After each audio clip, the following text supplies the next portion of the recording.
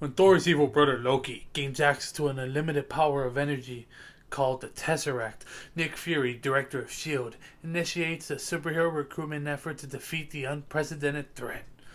Joining the Dream Team are Iron Man, Captain America, Thor, the Hulk, Black Widow, and Hawkeye. If in early 2012 you would have told comic book fans or even fans of movies that they're gonna bring a movie where they bring all the Avengers together, they would have looked at you like you're criminally insane, like how people look at me. But in all seriousness, when you really dig down to the mechanics of this movie shouldn't work.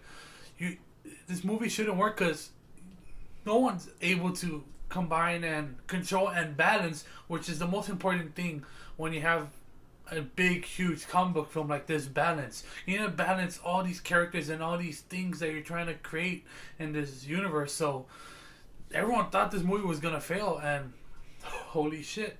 Now, what year are we in? 2020. The movie that came out 8 years ago is still one of the greatest comic book films ever made. This movie is just crazy and phenomenal. I mean, this is the movie that started the whole connected franchises and shared universe thing. This is the first movie to ever successfully bring all these franchises, all these characters into one movie, and it does one hell of a job. This movie is great. It has everything. It has action, comedy, great action scenes, setups, payoffs, and more. It's just everything a comic book movie needs to be and more. First, let's talk about the acting in this movie. When talking about a comic book film or even just an ensemble or a team movie, especially a team movie, you need to make sure there's chemistry between the actors, because let's be honest, if there's no chemistry, then there's no good team, and then if there's no good team, then your movie isn't very good. And luckily, in this movie, every single one of the actors, Robert Downey Jr., Mark Ruffalo, Chris Evans, Scarlett Johansson, they all just have such great chemistry with one another, and I think that's what really pushes this movie over the edge for me. It's just, they're all just really good. I would go as far as to even say that it even elevates that they're, like, let's say Iron Man in his first performance, he did a pretty good job as Tony Stark, but I say with this movie, it just elevates his character even more. And I would say that for all the characters, because Hawkeye, his half-ass entrance from the first Thor movie, this movie just elevates his character and makes me actually care for him. And I would say the same for the Black Widow character. Half-ass entrance with Iron Man 2, but then this movie just elevates her character and makes me just care, and that's what's important. You need to care about these characters, because if you don't care, then the whole movie just gone to shite. And speaking of elevated characters, another character that blew me away in this movie was Loki, the villain. Because in the first Thor movie, he was alright. I mean, he acted pretty good, but he was kind of forgettable. But in this movie, he just was mischievous. He was villainous. He actually not terrified me, but you know what I mean. He was villainous, and that's the whole point. And especially good, because up to this point, MCU wasn't getting a good rap, because they had a lot of bad. I'm not gonna lie, we had a lot of bad villains, and now we finally get a good one with Loki. And up to this day in 2020, Loki's still one of the best in the MCU. I say that, but right after this movie, we got this. Whoa! He's here, but he's not here. He's here, but he's not here. What do you mean? It's complicated. Hey, it's complicated, It right? is. It's complicated.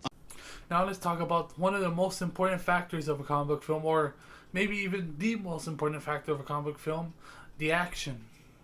Within the first 15 minutes of the movie, Loki controls Hawkeye. He uses the staff to control his mind, and then he steals the Tesseract. He blows up a huge shield base, and mind you, this happens within the first 10 to 15 minutes of the movie. I mean, this is just insane. It's great because it sets up stakes, it sets up what the theme of the movie is going to be, and just within those 10-15 minutes, it just shows you how great and action-packed the movie is going to be. And then the next action sequence is honestly my favorite part of the movie and my favorite Tony Stark moment. So obviously, you guys know Loki's in Germany. He's trying to get the medal for Dr. Selvig to use the whole sky beam. You know the plot, okay? So then, of course, Loki tries to fight Captain America, but obviously he can't do it. So, and then out of nowhere, Iron Man comes in, but Shoot to Thrill by AC/DC starts playing, and then, you know what?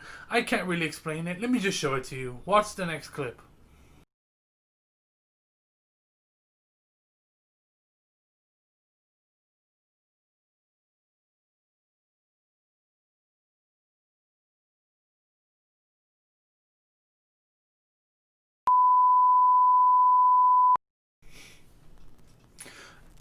That's just badass. That is art. That is film. That is perfection. That is just bad ass. It's just arguably one of the greatest and most coolest superhero entrances of all time. It's just the movie doesn't. Oh, the movie does get better than that, but that's arguably my most favorite part of the movie. And then if that wasn't enough, we have Captain America versus Thor versus Iron Man. It's just if your testosterone's level weren't through the roof, they are now. And then of course we get to the epic climactic third act in this movie, and it's just awesome. It's awesome. I mean, this third act just has everything. It has comedy, it has action, it has stakes, it even has sacrifices, and any third act that can do that, all that just is a win in my book. I know I might get a lot of hate for this next comment, but it's true. Yeah, sure, Jaws may have been the first blockbuster, but this movie redefined it and dare even say made it perfect. This is the one true blockbuster in my opinion. I'm not taking away from Jaws. I mean, Jaws is a perfect movie, but blockbuster wise, this movie is it. Really cool. Something I noticed. This is also the movie that started the whole one-liners during battle thing. I don't know what it's called. But here's a montage of all the one-liners I gathered from the film. Understood that reference. Genius, billionaire, playboy from the West. Puny god. Smash.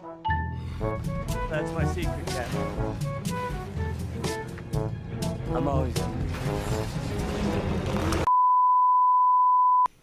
Overall, I think the movie just has everything you're looking for: action, comedy, stakes, sacrifices.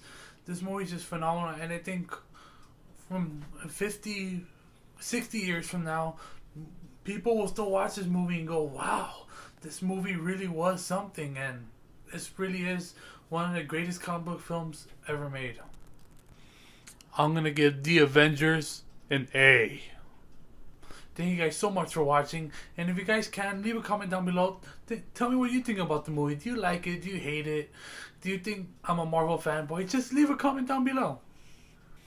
And if you guys haven't already, make sure to hit the subscribe button and turn on the little notification bell. Thank you guys so much for watching, and until next time, step into the madness.